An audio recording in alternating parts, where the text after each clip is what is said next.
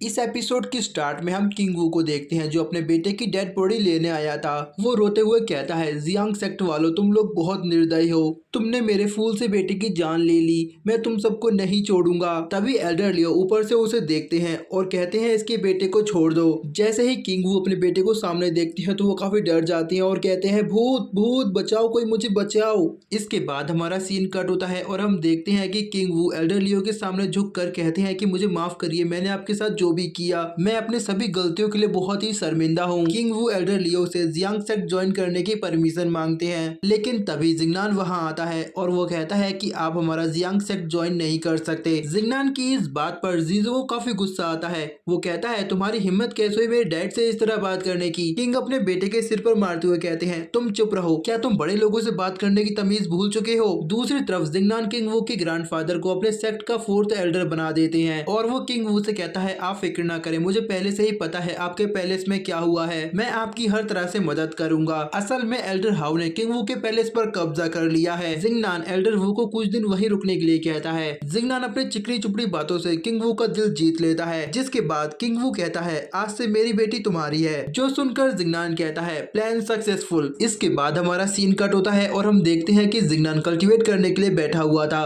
वो अपने सोल सी में जाकर डीमन पर गुस्सा करते हुए कहता है, मुझे इतने दिन हो गए, मैंने अब तक ब्रेक थ्रो क्यों नहीं कर पाया। डेविल जिंगनान से कहता है, यंग मास्टर आपको केवल 2 ही दिन हुए हैं, ब्रेक थ्रो करने के लिए आपको अभी और मेहनत करनी होगी। तभी सिस्टम जिंगनान के सामने आता है और वो जिंगनान से सिस्टम अपग्रेडेशन के लिए परमिशन मांगता है। जिंगनान सिस्टम से पूछता है कि ये सिस्टम अपग्रेडेशन क्या है। सिस्टम जिंगनान को बताता है कि इससे मेरा रूप बदल जाएगा और इससे आपको जो पहले पॉइंट्स मिलते थे उससे कई गुना ज्यादा पॉइंट्स मिलने लगेंगे। जो सुनकर जिंगनान सिस्टम को अपग्रेड करने की परमिशन दे देता है और तभी हम देखते हैं कि वो सिस्टम एक लड़की की तरह दिखाई देता है। डेविल सिस्टम का मजाक उड़ाते हुए कहता है, इससे अच्छा तो तुम्हारा पहले वाला रूप था। डेविल की ये बात सुनकर सिस्टम उसकी बत्ती हिला देती है, जो देखकर जिंगनान कहता है, ये तो बहुत खतरनाक है, मैं तो इससे कभी पंगा नहीं लूंगा। सिस्टम जिंगनान के पास आती है और वो उसे अपना नाम रखने के लिए कहती है। जिंगनान थोड़ा सोचता है और उसका नाम लिली रखता है, जो सुनकर सिस्टम काफी ज्यादा खुश होती है। वो कहती है, आज से मेरा भी एक नाम है, मेरा नाम लिली है। इसके बाद हमारा सीन कट होता है और हम जिंगनान को देखते हैं जो एक गधे पर बैठकर अपने डैड के 9 पैलेस जा रहा था। रास्ते में उसे कुछ बेघर लोग दिखाई देते हैं। जिंगनान उन सभी को गोल्डन कॉइन बांटता है। जिंगनान को देखकर प्रिंस वू छिपने की कोशिश कर रहा था, लेकिन तभी जिंगनान उसे देख लेता है। तभी वो जिंगनान पर हमला करता है, लेकिन जिंगनान उसकी तलवार को पकड़ लेता है। तभी प्रिंस वू डरते हुए जिंगनान से कहता है, मुझे माफ कर दो, मुझे घर जाना है। लेकिन जिंगनान उससे पूरे मजे लेता है और फिर उसे पेड़ से बांधकर अपने डैड के 9 पैलेस चला जाता है, जहाँ उसकी मुलाकात एक मास्क मैन से होती है, जो जिंगनान को देखकर ऐसे भागता है जैसे गधे के सिर से सींग। जिंगनान अपना चेहरा पानी में देखता है और कहता है, क्या मैं इतना बदसूरत हूँ। जिंगनान उस मास्क मैन के बारे में सोच ही रहा था कि तभी उसे वहाँ पर एक गोल्डन ड्रैगन दिखता है, जिसे देखकर जिंगनान कहता है, ये तो मेरे डैड का गार्डियन है, लगता है कि फादर यहीं पर है। जिंगनान जैसे ही आगे बढ़ता है तो उसके पैरों के नीचे की जमीन टूट जाती है और वो एक अलग ही जगह पर आकर गिर जाता है, जहाँ पर अलग अलग तरह की मूर्तियां बनी हुई थी। ये जगह पूरी तरह ट्रैप से भरी हुई थी। जिंगनान जैसे ही अपना कदम आगे बढ़ाता है तो ट्रैप एक्टिवेट हो जाता है। जिंगनान उससे बचकर पीछे हटता है तो दूसरा ट्रैप एक्टिवेट हो जाता है और उससे बचता है तो तीसरा ट्रैप एक्टिवेट हो जाता है। जिंगनान एक रस्सी को पकड़कर लटक जाता है। तभी डेविल जिंगनान से कहता है, तुम्हें अपनी डिवाइन कॉन्शियसनेस का इस्तेमाल करना चाहिए। डेविल की बात मानकर जिंगनान रस्सी को छोड़ देता है और अपनी डिवाइन कॉन्शियसनेस टेक्निक का इस्तेमाल करके वहाँ मौजूद सभी ट्रैप्स को मैनिपुलेट कर देता है। तभी जिंगनान की नजर एक पुतले पर जाती है, जिसके पास एक स्विच लगा हुआ था। जिंगनान जैसे ही उस स्विच को ऑफ करता है तो वो सारे ट्रैप बंद हो जाते हैं और उस पुतले के पीछे से एक नया रास्ता खुलता है। जिसके बाद हम देखते हैं कि जिंगनान एक पुरानी सी टेम्पल जैसी जगह पर आ जाता है। उस जगह की दीवारों पर कुछ स्ट्रक्चर्स बने हुए थे।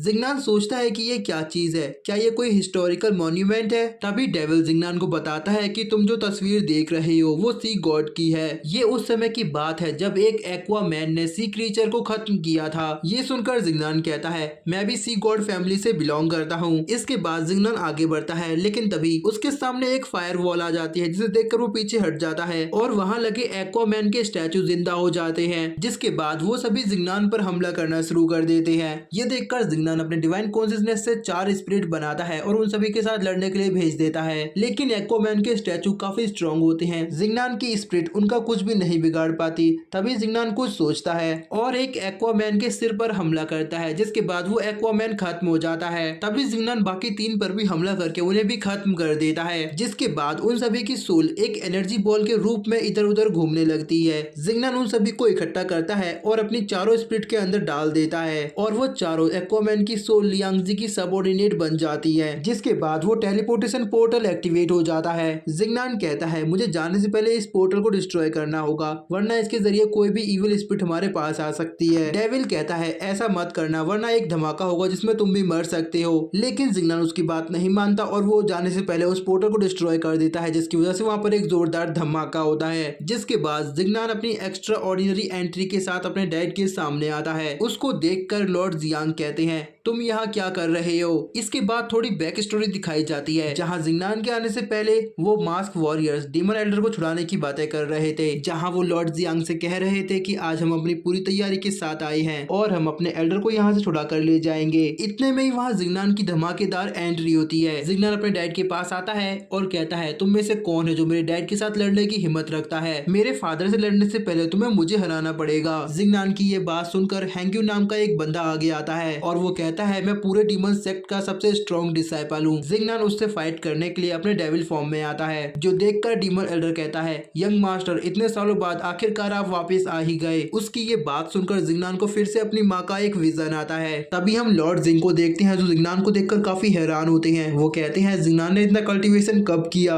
इधर जिंगनान डीमन एल्डर से कहता है क्या मैं आपका यंग मास्टर हूँ। वो पूछता है कि मेरी माँ कहाँ है। इस पर वो डीमन एल्डर कहता है पहले तुम लॉर्ड जियांग को खत्म करो, उसके बाद ही मैं तुम्हें तुम्हारी माँ के बारे में कुछ बताऊंगा। इस पर जिंगनान कहता है क्या तुम्हारा दिमाग खराब है, मैं ऐसा कुछ भी नहीं करने वाला। जिंगनान अपने फादर के पास आता है और उन्हें बताता है कि अंकल लिंग की तबीयत काफी खराब है, आपको मेरे साथ वापस चलना होगा। लॉर्ड जियांग जिंगनान से कहते हैं कि मैं अभी वापस नहीं जा सकता, मुझे इन लोगों को यहीं पर रोक कर रखना है। वो जिंगनान को एक एलेक्सर देते हैं और कहते हैं कि ये एक लाइफ एलेक्सर है, तुम ये ले जाकर अंकल लिंग को दे देना, जिससे उनकी तबीयत पूरी तरह ठीक हो जाएगी। तभी हम देखते हैं कि इस जगह पर भूकंप आना शुरू हो जाता है। होंग्यू चांद को देखकर कहता है जल्द ये सील टूट जाएगी। तभी हम देखते हैं कि वो डीमन एल्डर अपनी पावर का इस्तेमाल करके लॉर्ड जियांग की सील को तोड़कर बाहर आ जाता है, जिसके बाद वो सबसे पहले जिंगनान को सोल प्रिज्म में भेज देता है। लॉर्ड जियांग उसको बचाने के लिए आगे जाते हैं, लेकिन तभी होंग्यू बीच में आकर उनको रोक लेता है। इधर जिंगनान सोल प्रिज्म में कुछ मास्कमैन के साथ फाइट कर रहा था, वो सभी जिंगनान के सामने काफी ज्यादा कमजोर होते हैं। जिंगनान सोल प्रिज्म को तोड़ने के लिए अपने हेवनली हैंड का इस्तेमाल करता है, लेकिन उसकी एनर्जी काफी कम होती है, इसलिए वो डेविल को पकड़कर पूरी ताकत के साथ उसे सोल प्रिजन के गेट पर मार देता है, जिसकी वजह से वो गेट डिस्ट्रॉय हो जाता है। जिंगनान कहता है मुझे तो लगा था कि तुम मर जाओगे, लेकिन तुम्हारी बॉडी तो काफी स्ट्रॉन्ग है। इधर डीमन एल्डर होंग्यू पर गुस्सा करते हुए कहता है तुमने मेरे लिए ब्लड सैक्रिफाइस क्यों नहीं तैयार किया, क्या तुम्हें पता नहीं 17 साल कैद रहने के बाद मेरी पावर काफी ज्यादा कम हो गई है। दूसरी तरफ हम जिंगनान के फादर को देखते हैं, जो डीमन एल्डर के बनाए हुए gate of the dark realm को बंद कर रहे थे। तभी वो डीमन एल्डर अपने सबऑर्डिनेट से कहता है बाहर जाओ और सभी को खत्म कर दो। तभी उसका सबऑर्डिनेट कहता है मास्टर उधर देखिए, लॉर्ड जियांग ने गेट ऑफ डार्क रियल्म को बंद कर दिया है। जो देखकर डीमन एल्डर हैरान होते हुए कहता है इसने इतनी जल्दी ये कैसे किया। लॉर्ड जियांग डीमन एल्डर से कहते हैं तुम मेरे होते हुए ह्यूमन वर्ल्ड पर हमला नहीं कर पाओगे। जो सुनकर डीमन एल्डर कहता है तुम खुद को ज्यादा ताकतवर ना समझो, ये सब तो बस तुम्हारा समय बर्बाद करने के लिए था, असली gate of the dark realm यहाँ पर नहीं है, मैंने उसे पहले ही दूसरी जगह पर ले जाकर सेट कर दिया था। जिसके बाद वो डीमन एल्डर हंसते हुए कहता है तुम सब लोग आज मारे जाओगे। तभी हम देखते हैं कि वहाँ बहुत सारी इविल स्पिरिट्स आने लगती हैं। ये देखकर लॉर्ड जियांग अपने गोल्डन फर्नेस का इस्तेमाल करके एक फॉर्मेशन को बनाते हैं, ताकि वो सारे इविल स्पिरिट्स को यहीं पर खत्म कर सकें। एल्डर जियांग बहुत सारे गोल्डन ड्रैगन को समन करते हैं, जो वहाँ मौजूद सारी इविल स्पिरिट्स को पल भर में खत्म कर देते हैं। लेकिन अभी भी लगातार इविल स्पिरिट्स निकलती जा रही थी, उनके नंबर बिल्कुल भी कम नहीं हो रहे थे। तभी अचानक से जिंगनान भी उस जगह पर आ जाता है। वो देखता है कि डीमन एल्डर अपने ही साथियों को पकड़कर उनकी सोल एनर्जी खा रहा है।